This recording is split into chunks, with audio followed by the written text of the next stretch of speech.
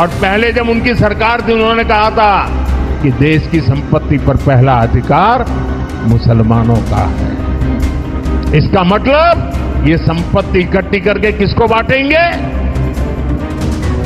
जिनके ज्यादा बच्चे हैं उनको बांटेंगे।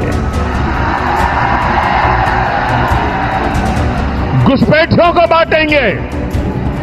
क्या आपकी मेहनत की कमाई का पैसा घुसपैठियों को दिया जाएगा? आपको मंजूर है?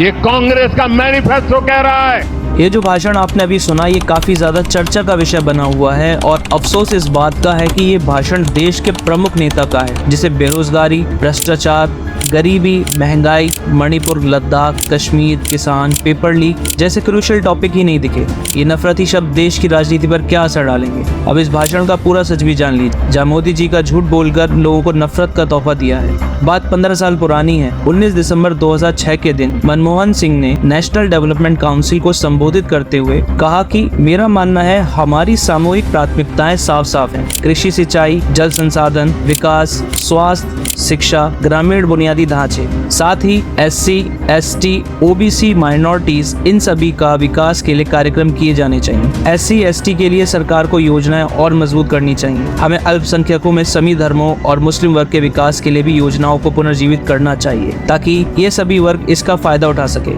और देश के विकास में सहायता प्रदान कर सके। देश के संसाधनों पर सबसे पहला हक इन्हीं तबकों का होना चाहिए। केंद्र के पास काफी जिम्मेदारियां हैं और ये केंद्र की जिम्मेदारी है कि वो हर वर्ग का विकास के लिए काम करे, पर यहाँ कहीं भी ये नहीं कहा गया कि देश की संपत्ति पर सबसे पहला किसी एक विशेष कम्युनिटी का है। डॉक्टर मनमोहन सिंह ने SC, ST, OBC, माइनॉरिटीज के डेवलपमेंट की बात की थी और हमारे देश का सबसे प्रमुख नेता इसको किस तरह जनता को बता रहा है ये आपने देख ही लिया। वैसे आपको मालूम ही होगा WHO के अनुसार भारत में लगभग 47 लाख लोगों की जान गई है और सरकार ने ये आंकड़ा क्या बताया है हमें कमेंट सेक्शन में जरूर बताएं। साथ ही वीडियो के एंड में देश के दूसरे प्रमुख नेता की भाषण भी जरूर सुने। हम जो चाहे वो संदेश जनता के अंदर पहुंचाने का, चाहे खट्टा हो, चाहे मीठा हो, चाहे सच्चा हो, चाहे झूठा हो, ये काम कर सकते हैं।